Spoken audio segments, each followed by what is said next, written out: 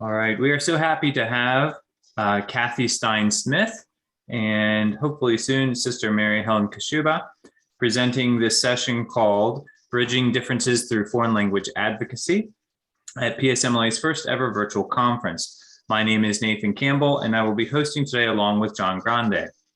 This session is being recorded. If you're tweeting or posting on social media, we welcome you to include at PSMLA1 and hashtag PSMLA21 so we can see and share all of your thoughts. Our presenters' Twitter handles are, Kathleen, do you have a Twitter handle? I do. It's at Kathy Stein-Smith or at Voices for French. Perfect. If you would like to tag them as well. For attendance purposes, please be sure that your displayed name matches the name used to register for the conference. If you are unsure how to do so, you can message me in the chat and I will be happy to provide you with instructions. Please join me in welcoming Kathy and hopefully soon Sister Mary. Thank you so much. I'm so happy to be here today with you at PSMLA. My name is Kathy. I am from New Jersey, so really just kind of up the road or down the road from Pennsylvania. And I'm delighted today to be presenting with my dear friend and colleague, Sister Mary Helen Kashuba. Now I'm going to get started, hoping Sister will log in shortly. While the COVID-19 pandemic has highlighted the need for communication with other cultures, both globally and locally, the number of foreign language programs continues to decline, and the opportunity to learn another language continues to decrease. These already existing challenges have been exacerbated by the economic and social pressures on individuals, communities, and institutions, and by the learning challenges faced by students and their families who may not have access to the technologies needed to succeed in an online or hybrid learning environment. As multilingualism is an essential 21st century skill, foreign language advocacy is needed more than ever in order to expand the availability of foreign language learning so that all interested students will have the opportunity to learn additional languages and have access to the skill needed in the globalized world and workplace and in our increasingly multilingual society.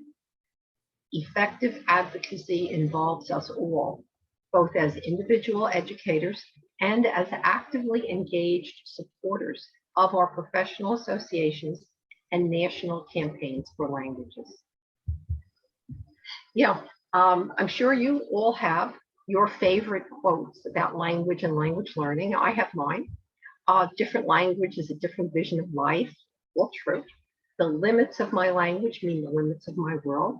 Absolutely. And if you talk to a man in a language he understands, that goes to his head. If you talk to him in his own language, that goes to his heart. Absolutely true. And also to have another language is to possess a second soul.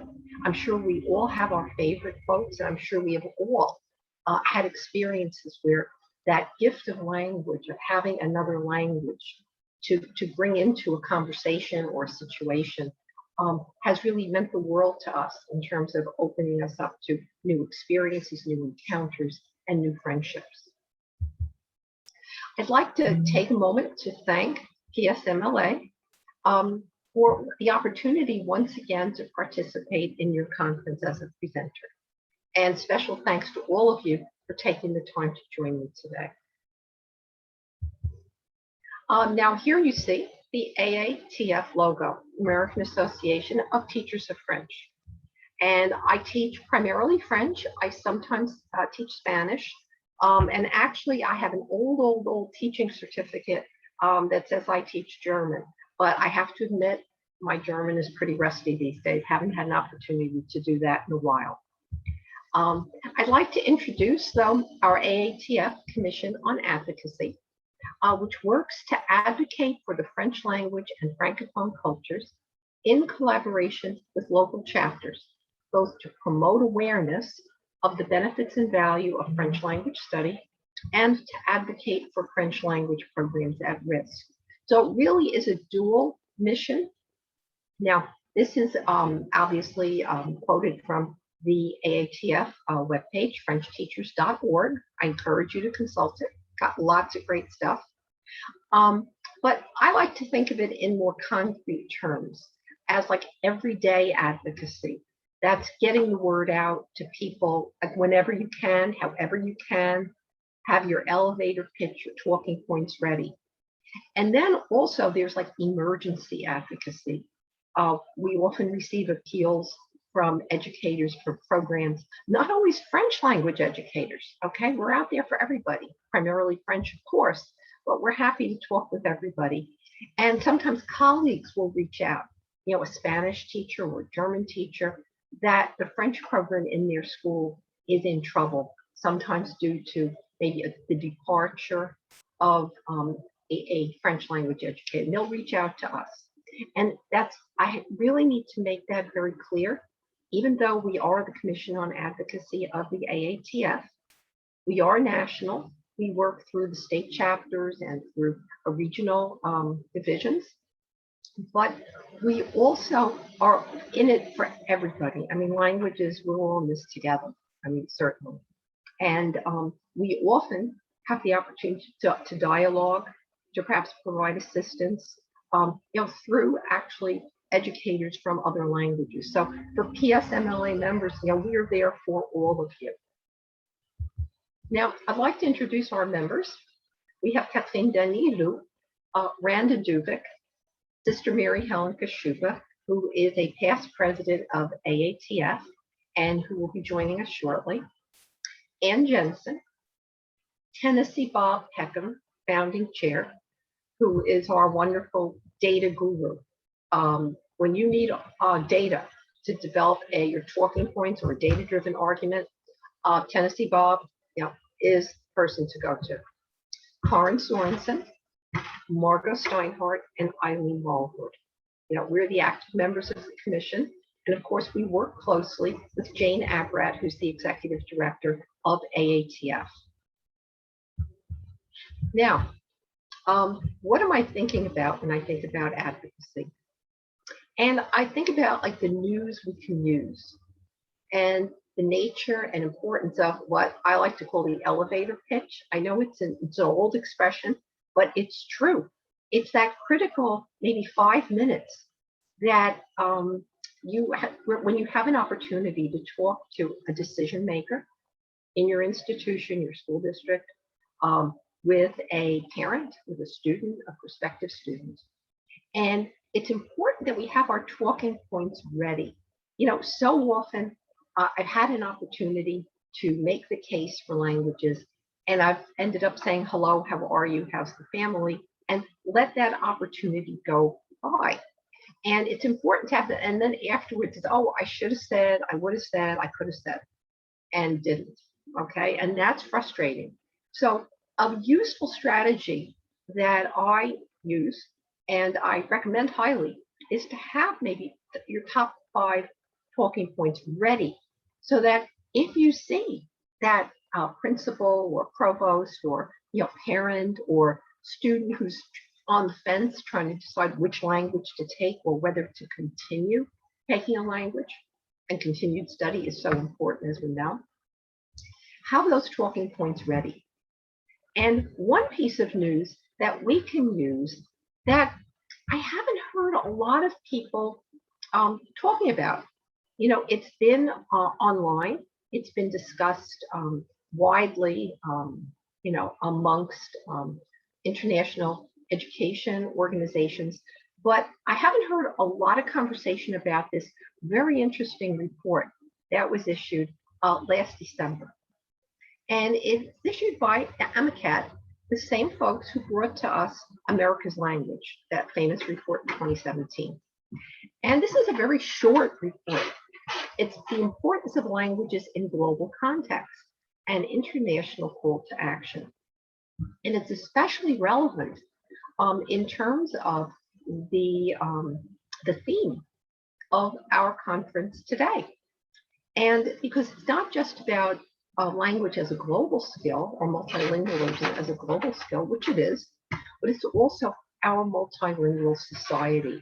There are more people speaking languages in the US today, speaking other languages other than English in the home than there has been in a long, long time. Really since the great era of European immigration in the late 19th and early 20th centuries. There are, I think I read somewhere, 70 million people who speak a language other than English in the home. And actually over 2 million of whom speak French in the home. Right? It is one of the top languages. Obviously Spanish, it's, I believe, closing in on 50 million people in the home speaking Spanish. So obviously that is really a major language in our country. And this America's, not America's language, but this importance of languages in global context.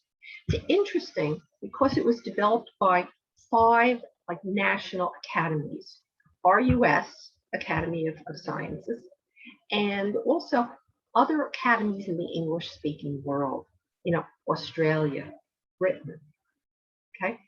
And it really is especially relevant because English speakers who are Anglophones, anglophones, as we like to say in French, are among the most reluctant language learners in the world. And this report is really 5 or 6 pages long. It's not huge. You can read it easily. It won't take a lot of time. But I love this sentence: a renewed commitment to multilingualism within society and to languages within education is critical to preparing present and future generations of citizens who will be responsible. Now, this is important: building international collaborations and fostering harmony at home. I mean, that says it way better than I ever could. But that is really why the work that we do, trying to develop multilingual skills among our students and in our communities, on our campuses, is so very important. International collaborations and harmony at home, less segmentation perhaps in our society. Now, what do we know about advocacy? Advocacy has to be values driven. I mean, it is. Our core value, we believe in what we do. Well, we wouldn't be here today, and we wouldn't do what we do every day. And I know in my case, sometimes evenings too, and weekends too. We wouldn't do what we do professionally, if we didn't believe. So it's driven by our core value.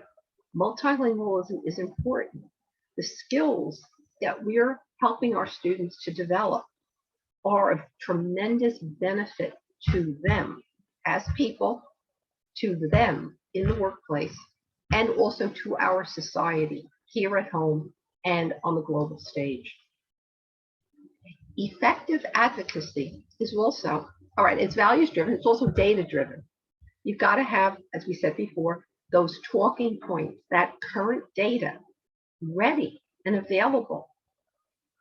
Someone could say to you, well, I took French in school, but it's over there, it's in France. It's not here. Well, number one, that's not true. And number two, France has just been really on the front page of our newspapers and in the forefront of our news due to the recent return of the French ambassador to the United States. And maybe there might be some French teachers and French students and institutional leaders may not be aware of that in our Congress, there is actually a French caucus. And the French ambassador met with them among the many meetings that he had on his return to this country. So there's a lot of data, and depending who you're talking to, obviously the data that you're going to put in the front of your argument is going to vary depending on whether the person is a person ready to be convinced, positively predisposed, or whether this person is, and you can tell all kinds of ways, whether this person is really going to be a quote unquote tough sell. Advocacy also has to be smart and strategic and collaborative. And you might say, and I see Sister Mary Helen in the waiting room. Welcome, sister.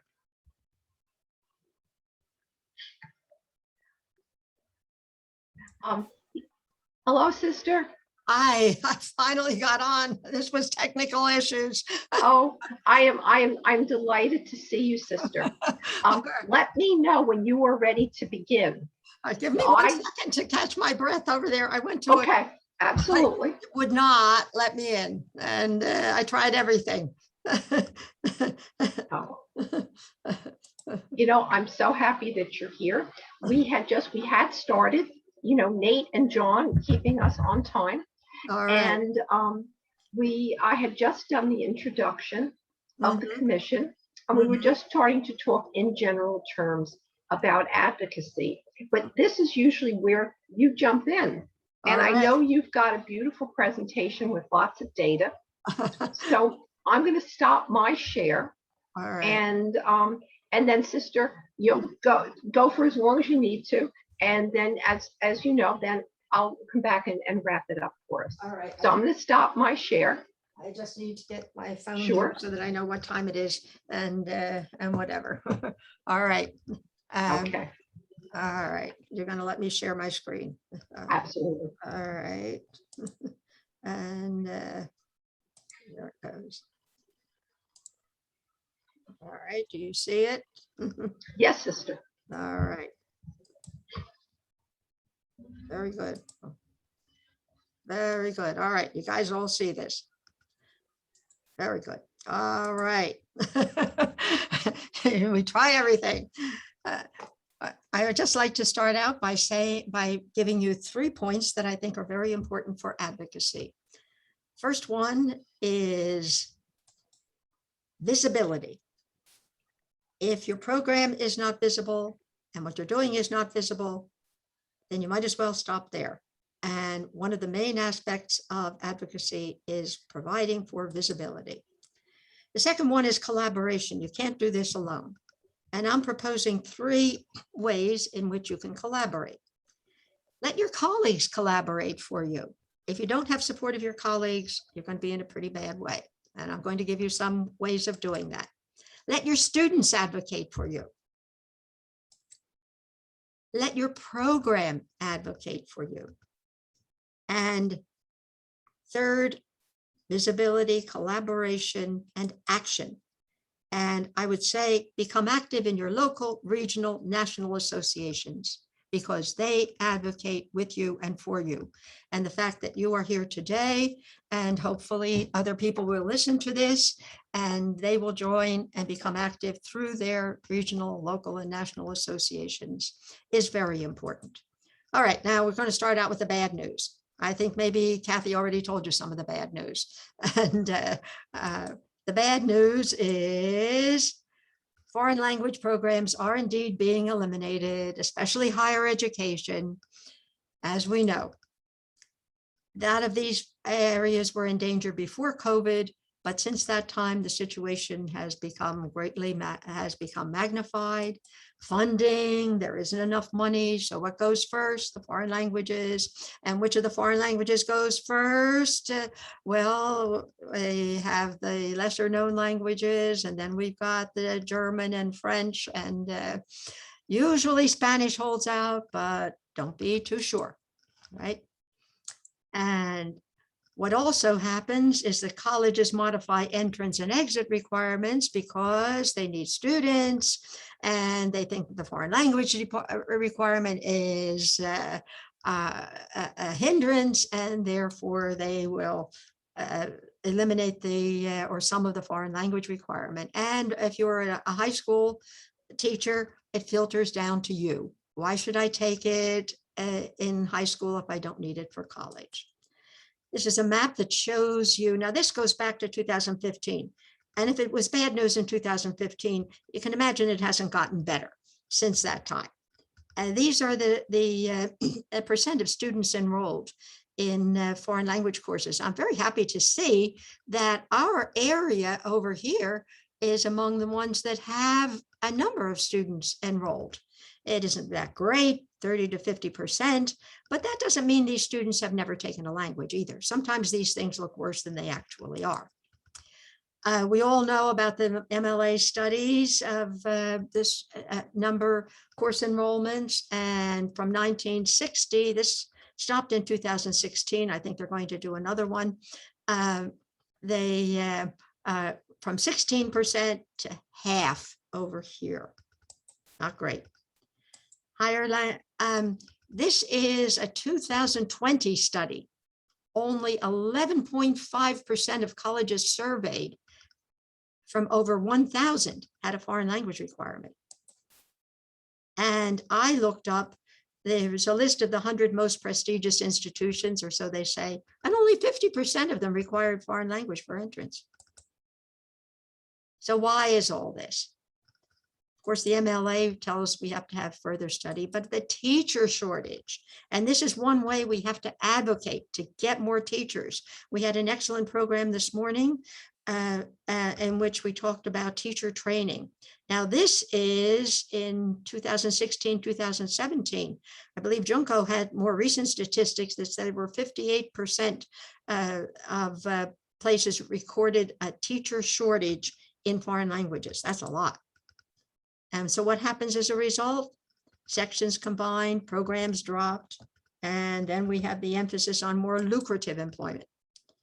The American attitude toward language study is not the greatest. They all speak English, right? English is a world language. Overcrowded curriculum. We say there's competition with STEM, but I just want to show you, if I get that far a little later on, that we can collaborate with STEM. And of course, general decline of the humanities. And, you know, it takes a lot of effort to do foreign languages, and there's a lack of motivation. All right, now I'm going to give you some reasons why I think students should study foreign languages. We know why. In the beginning of this year, I asked my 101 class, this is French, why are you studying a foreign language? And don't tell me because it's a requirement. And I said, write it down in your copybook without looking at anybody else. And I walked around, and you won't believe it, but they knew why. They all had excellent reasons. Let me give you some. I have 12 over here, and you could probably add to it. Appreciate other ways of thinking. That first slide that I showed you had the picture of, it's another way of looking at reality. It's not this word means this, another way of thinking, which they need to learn. Global vision of society, critical thinking, cultural heritage, diversity. Diversity is so big today. Everybody is looking for ways to promote diversity. We've got it right in our hands over here. And let's tell our colleagues that we do a lot to promote diversity in teaching foreign languages. Social justice. I did a presentation yesterday on social justice and literature, and we've had many wonderful presentations at this meeting on social justice and the teaching of languages. Get a better job. You will get a better job. You might not use your foreign language, but because you have studied a foreign language, you're going to get a better job. Communicate. Even if it's just on a basic level, you don't have to become a major in order to be able to communicate in the language that you're studying. Research and beauty, literature, the arts bring us beauty. Grow in self-knowledge and intercultural understanding. And I have been giving this example. We all know that the Vietnam War, a lot of the issues were caused by the fact that we did not understand the people or their culture. And we may have made the same mistake out there in Afghanistan. The future will tell us that. All right, the humanities are important. And I would like to show you this quotation from the president of the American Academy of Arts and Sciences, who says, we need to show how the humanities serve the social sciences, yes, but we also have to show how these disciplines require the humanities. And I love this quotation over here. Diplomacy starts with languages. If we don't speak the language of the other person, you're not going to get that far. You can use a translator, but there is a point beyond which translation does not go. Also, learning a language helps you to learn your native language skills. And I think this is an interesting point over here. The United States is 14th in reading skills.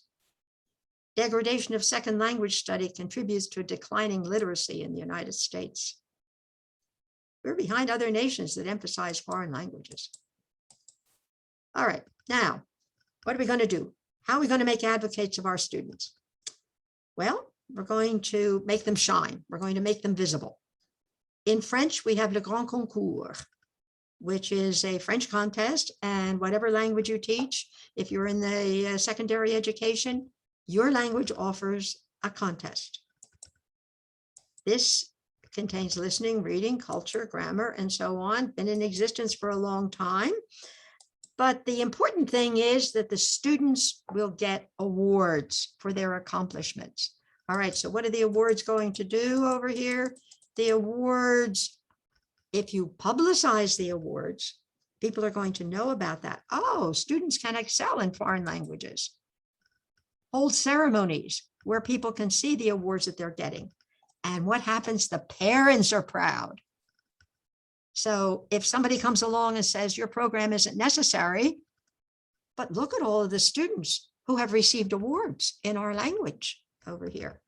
And the parents can exert a lot of pressure, make allies, collaboration, make allies of other people. The seal of biliteracy, unfortunately, I don't know if you're the way, maybe you can see the rest of the map over here, but Pennsylvania does not yet have the seal of biliteracy, unfortunately. I think New Jersey does, if I'm not mistaken, Kathleen. I can't see that over there. And all right, Sherry Garrett's coming. That's very good. The seal of biliteracy. All right, most states, and this is the most updated map that I have over here. Most states offer the seal of biliteracy, and others are. What do you have to do? You have to attain proficiency in 2 or more languages by high school graduation. And one of the languages can be English. And a recommended level would be intermediate mid. And in the United States, 2 languages are required. And you can get more information. You can still get the seal of biliteracy, even though it's not offered through the state just yet. But there is a way of getting it for individuals as well. Now, if I think I might be preaching to the choir over here with the PSMLA exemplary programs, but they, if you don't know about them, please look into it. This is for high school. We offer Golden Globe, Silver Globe, Bronze Globe, and the Globe. And here are some of the things you have to do. You have to have a high percentage of total world language enrollment in your school, a variety of languages in a 4-year high school sequence, retain the students at the higher levels, extended sequence, implement the key instructional practices, and administer performance assessments and staff development. This is not too, well, it is rather difficult, but if you don't know about the program and your colleagues don't know about the program, please let them know about it. French also awards exemplary programs, as does German. And if your program offers this, this is a way of making your program known to the public.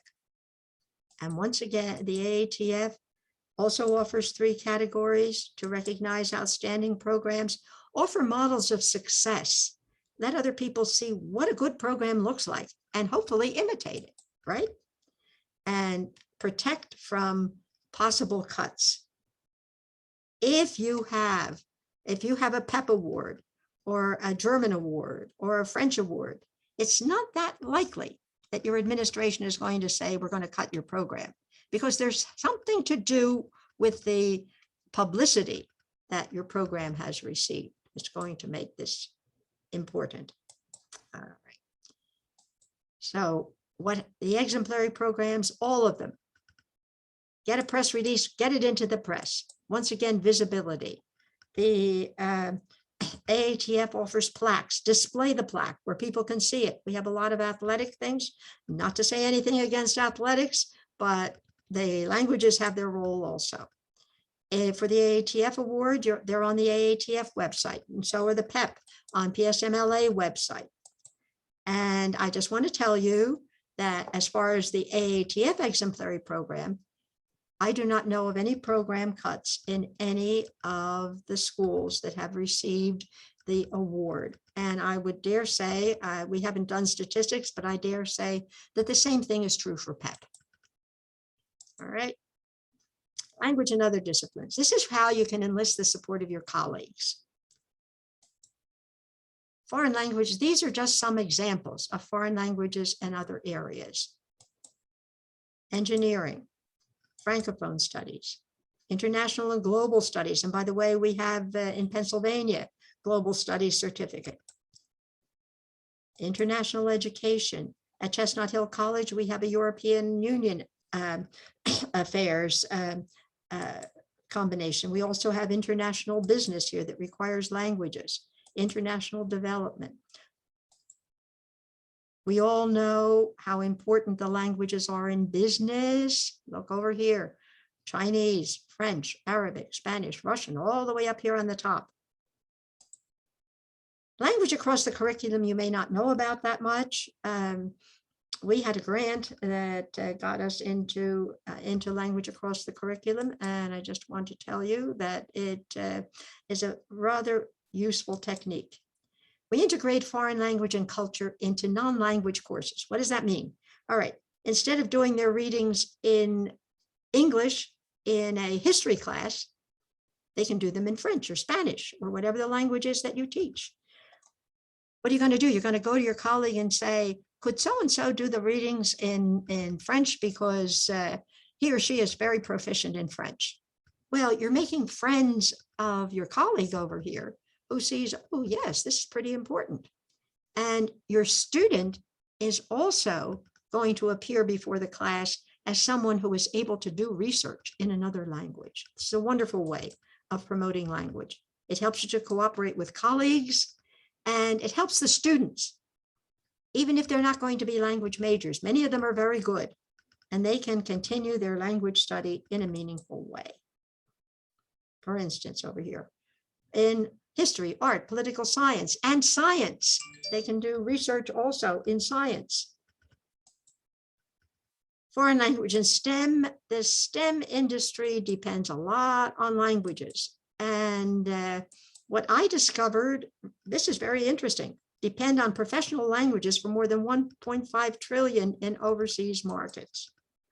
And I found in the Philadelphia area that there is a Philadelphia area translation firm called Globo, and it works for Medicare and Medicaid because they work with 190 languages.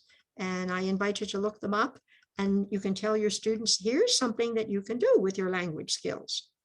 It also makes languages prominent over here. All right. Now, while the future looks bleak, things can and have turned around. All right. We can motivate our students, show them the benefits of foreign language study. We talked about them in the beginning. Don't forget them. Better critical thinking skills. I don't know if the students appreciate the fact that they need critical thinking skills, but when we see some of the things that are going on in this world, I think a little bit of critical thinking would help, right? Asset in employment. Maybe you're not going to use your language skills, but you're going to use the benefits of your language skills. Global awareness. We cannot, I don't think we can stress that enough. And they're going to get higher test scores from studying a foreign language. We need to advocate for the seal of biliteracy. By the way, PACE is doing a lot of work trying to get the seal of biliteracy passed. And government and state funding for foreign languages, early language learning, and for foreign language requirements. Also, for the preservation of existing programs. One of the things we can do is increase the number of foreign language teachers. And if you have time, go and look at the recording of this morning's session with Christina Hoon and Junko Yamamoto, where we talked about how to increase the number of foreign language teachers, because we need them in order to keep programs alive. What happens If we don't have the teachers, the program gets cut out. Encourage your gifted students, support the teacher training programs, and support beginning teachers. Invite them to meetings of our language association.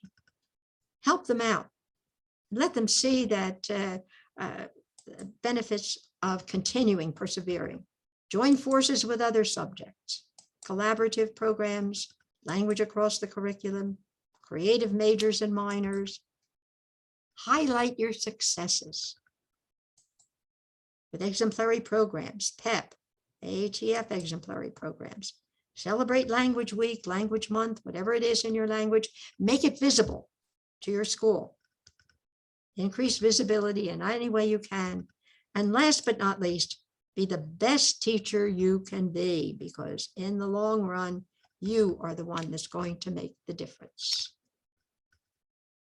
And I thank you. And Kathy, maybe you have a few more words that you'd like to add to this. You're muted. Thank you, sister. I always learn so much hearing you speak. And thank you so much for being here today. I appreciate it. I know we all do. So I'm going to share. Despite fighting with the